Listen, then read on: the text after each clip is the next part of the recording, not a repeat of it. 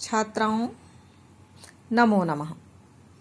अद्य वयं रायपुरनगरं संस्कृतभाषायां ज्ञातव्यम्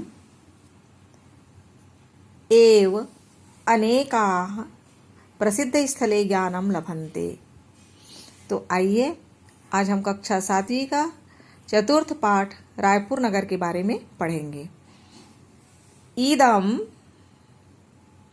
अस्माकं रायपुरनगरम् खारुननद्याः तटे रायपुरम् अस्ति च छत्तीसगढ़प्रदेशस्य राजधानी इयं नगरी तडागानां नगरी इति कथ्यते। अत्र अष्टादशधिका 18 अंग्रेजी में संस्कृत में 18 को अष्टादशधिका तडागः सन्ति। जहाँ पर ऐसा डार्क बिंदु लगा हुआ है उसको आप लोग ध्यान से देखिएगा और समझने की कोशिश करेंगे। इसी में मैं प्रश्न करूंगी आप लोगों को। इयम नगरी छत्तीसगढ़ प्रदेशस्य, जहाँ अंडरलाइन है उन्हें भी आप लोग ध्यान से देखेंगे।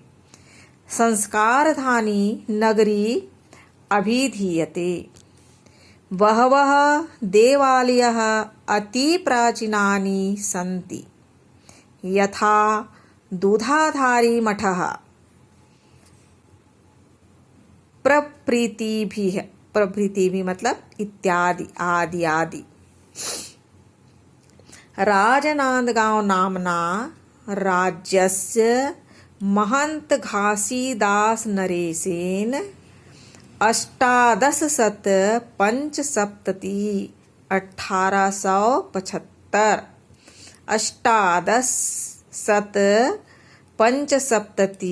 ख्रीस्ताब्दे निर्मितं प्राचीनतम अष्टकोणीय भवनम् अस्ति।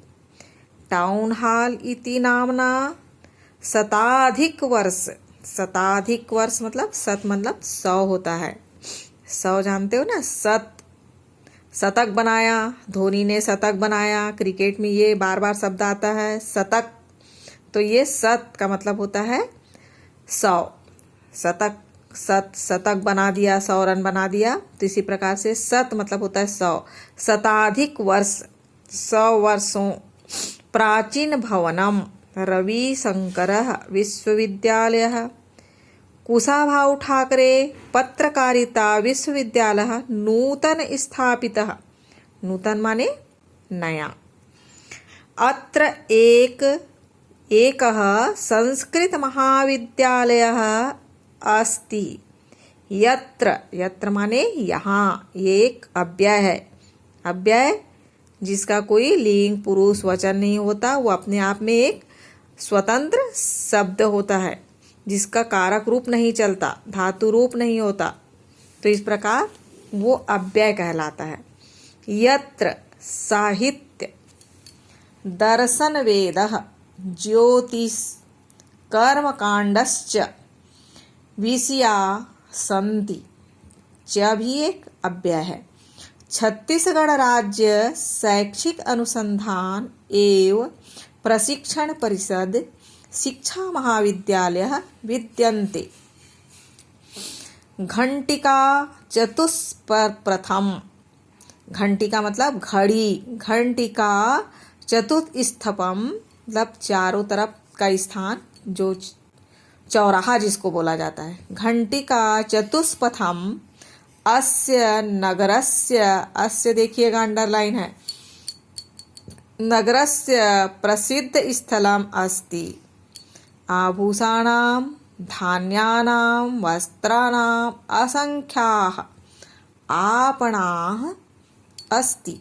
आपणा माने दुकान। अत्र लौह उद्योगः प्रसिद्धः। अत्र भी एक अव्यय है, जैसे यत्र अत्र च, ये आपके अव्यय हैं। रायपुरवासिनः उत्सवप्रियाः सन्ति। अनेकानि क्रीडा केन्द्राणि सन्ति। क्रीडा माने खेल। खेल के केंद्र हैं। जैसे यथा, यथा भी एक अव्यय है। सुभाष क्रीड़ा केंद्र, सुभाष स्टेडियम है, आप लोगों ने देखा होगा रायपुर में। गास मेमोरियल, गास मेमोरियल एक स्थान है सिविल लाइन तरफ, जिसमें बहुत सारे, कभी मीना बाजार लगता है, कभी और कुछ लगता रहता है, वहाँ पे प्रदर्शनी वगैरह वहाँ लगते रहती है। तो ग्रास मेमोरियल नगरस्य सर्वेषां प्रियम स्थानम हट्टम गोलहट्टम, गोल बाजार जिसको कहते हैं, गोलहट्टम अस्ति, नगर के सभी का प्रिय स्थान गोल बाजार है। खारुन नद्या तटे प्रतिवर्ष कार्तिक पूर्णिमायां मेलापकः आयोज्यते। खारून नदी के तट पर प्रतिवर्ष हर साल कार्तिक पूर्णिमा में मेला का आयोजन होता है। इयं स्थली महादेव घाट इति नामना ख्याता, ख्याता मतलब प्रसिद्ध है। यह नगरी, यह स्थान महादेव घाट के नाम से प्रसिद्ध है। बालका नाम, यहाँ पर भी अंडरलाइन है, अबाल वृद्धाः मनोरंजनार्थम नंदनकाननम अस्ति। बच्चों के लिए, वृद्धों के लिए, महिलाओं के लिए यह मनोरंजन का स्थान है। कौन सा? नंदनकानन, नंदनवन जिसको बोलते हैं, नंदनवन अस्ति, अस्ति माने है। तो इस प्रकार यहाँ पे हमारे रायपुर नगर का चर्चा है, इसमें रायपुर नगर के बारे में बताया गया है। आप लोगों को जहाँ पर भी समझ नहीं आता है या इसका अनुवाद पूछना है तो आप लोग इसको मुझे व्हाट्सएप के द्वारा पूछ सकते हैं। उस लाइन को लिखकर इसका हिंदी में अनुवाद क्या होगा ये आप पूछेंगे। आपके लिए प्रश्न रहेगा, ये आप प्रश्न बनाएंगे। मैंने कहा था कि जहाँ पे स्टार या डार्क दिया हुआ है उसको ध्यान से देखिएगा। इदम, सबसे पहले आया है इदम, इयम, फिर आया है अस्माकम, अयम, इस प्रकार के शब्द आए हुए हैं। ये शब्द सर्वनाम शब्द है। इदम सर्वनाम शब्द है, इसका एक कारक रूप चलता है। इदम पुल्लिंग यह, एक वचन, द्विवचन, बहुवचन। यह अभ्यास बता रही हूँ आप लोगों को। इदम, इदम एक सर्वनाम शब्द है जिसका अर्थ होता है यह। इसके साथ विभक्ति में कारक रचना चलता है। इसके पहले मैंने आप लोगों को विभक्ति और कारक बताया है, कारक परिचय भी बताया है, उसके चिन्ह भी बताए हैं। और संस्कृत में 7 विभक्ति। तो प्रथमा में इदम का हो जाएगा अयम, इमो, इमे, इमम, इमो, इमान, अनेन, आभ्याम, एभि, अस्मै, आभ्याम, एभ्यः, पंचमी, अस्मात्, आभ्याम, एभ्यः, षष्ठी, अस्य, अनयोः, एषाम्, सप्तमी, अस्मिन्, अनयोः, एषु। मैंने आपको इसको याद करने के लिए और समझने के लिए एक सूत्र बताया था कि पंचमी में त आता है, ता, जैसे बालकात हो जाता है, इसमें अस्मात हो गया, रामात हो जाता है। इसी प्रकार षष्ठी में स्य होता है, बालकस्य, रामस्य, वनस्य, रविस्य। तो इस प्रकार से जितने भी हमारे पुल्लिंग शब्द हैं उसमें चतुर्थी, पंचमी में त और षष्ठी में अस्य हटता है और आखिरी में आम होता है, ऐसाम।